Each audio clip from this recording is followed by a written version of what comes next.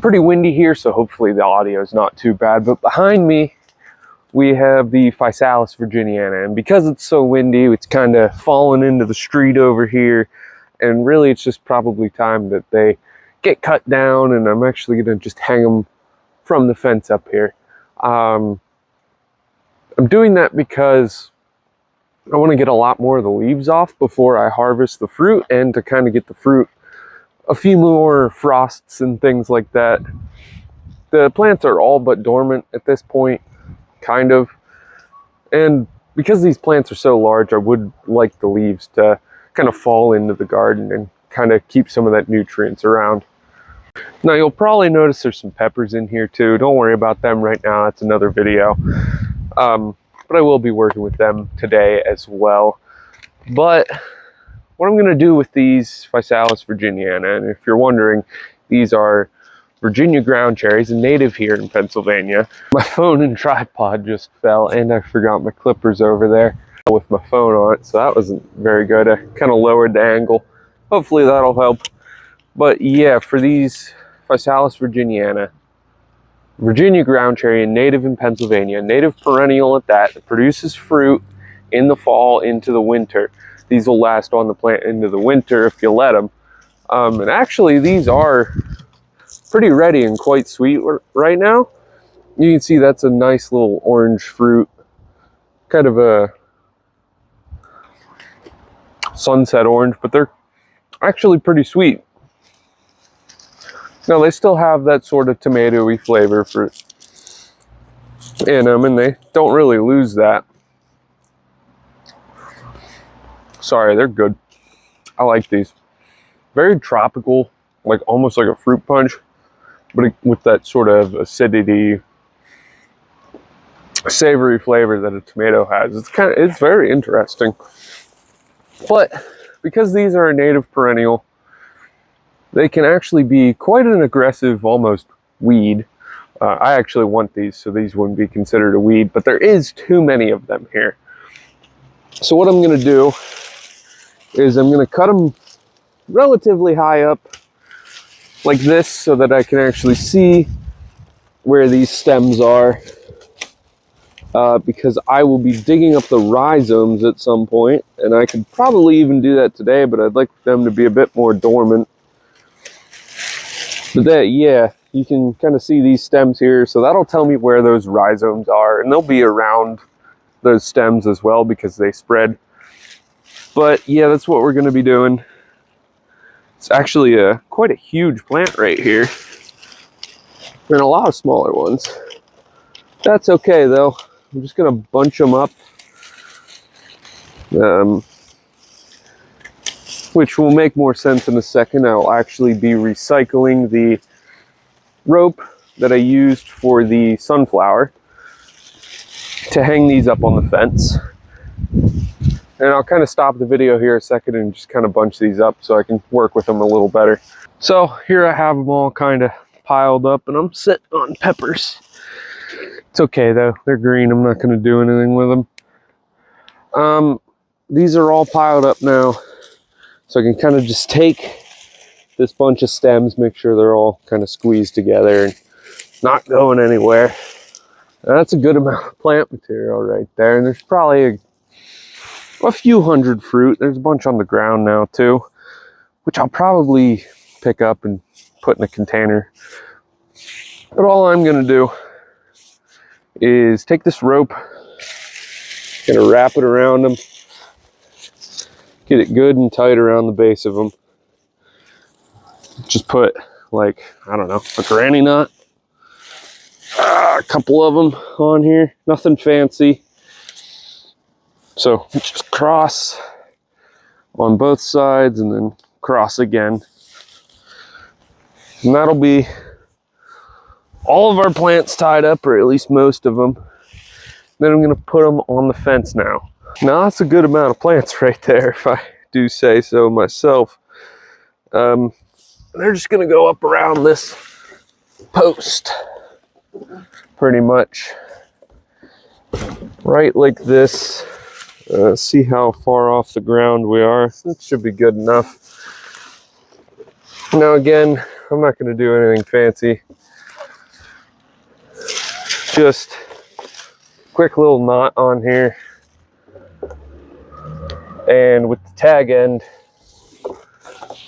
I am going to tie it back around these plant stems because this is going to get looser over time. And I don't want the plants to fall as they dry out. That should be good enough. So, another knot around here.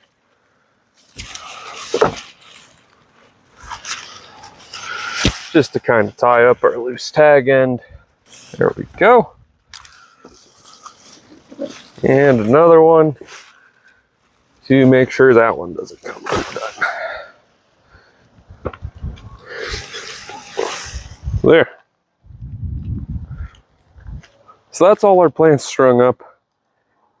Kind of ugly looking. I don't care though. Who's going to say something about it?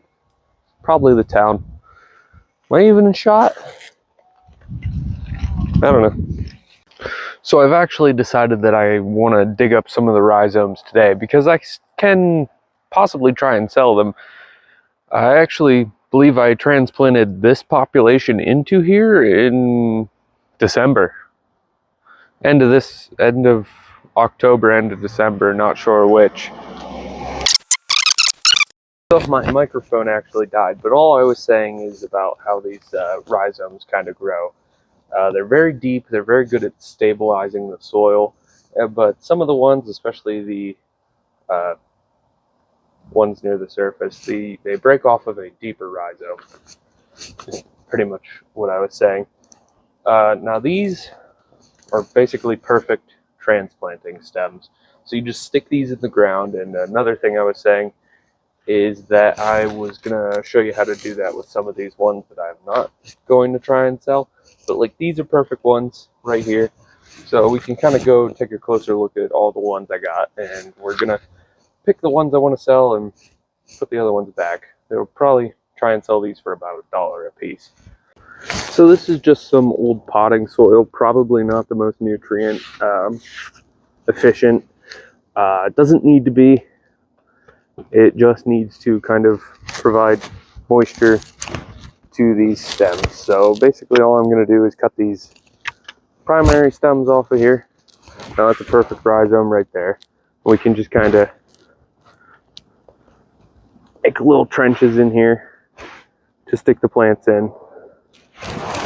And we got a couple to sort through here, so like this is a good one that can go right in there.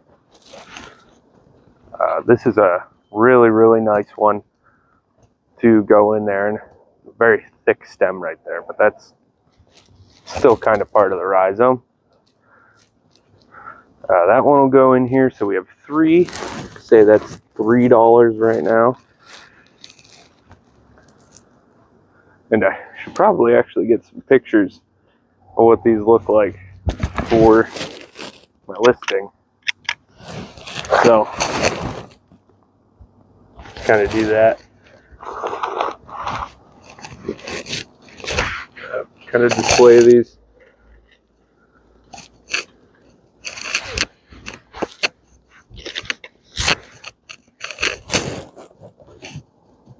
That works, I guess.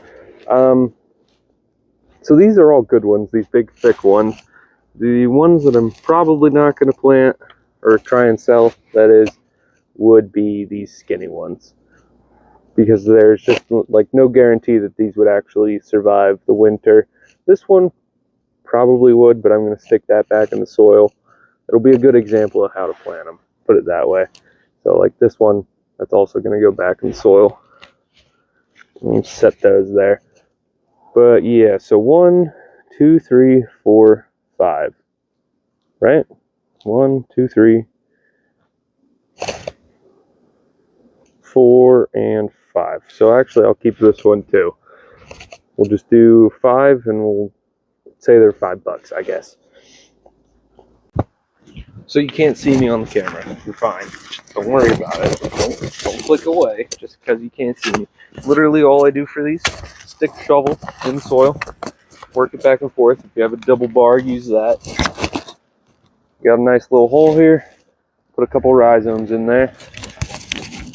Make sure you get them, actually in there. And get some soil back over top of them. Basically, that's all you need to do. Same thing here. Throw a couple rhizomes in here. Soil back over them. That's how I transplanted all of these plants in here.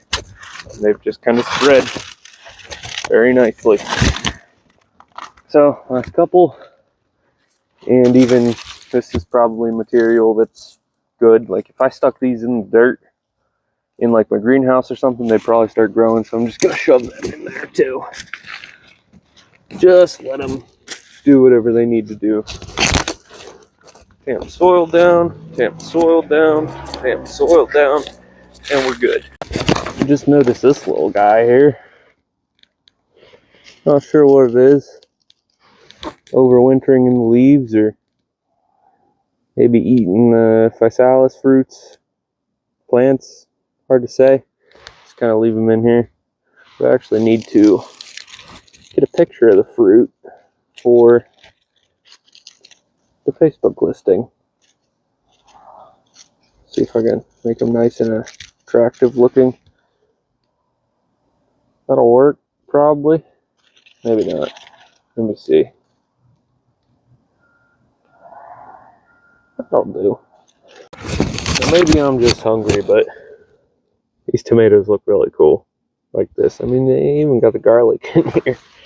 That wild garlic. It's actually quite a cool looking picture. Kind of talking to the camera while I'm taking pictures of this. Very cool. So yeah, pretty much all I have to do here with the ground cherries, I suppose. They're still drying. You can see they're starting to wilt up pretty nice. Leaves aren't exactly crumbling away super quick, but we also have zinnia rhizomes I'd like to dig up.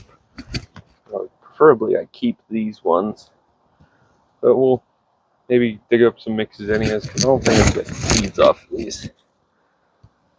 Oh, maybe I could. I don't know. They look good. Kind of do. Can I get them off of these? Yeah, maybe I could.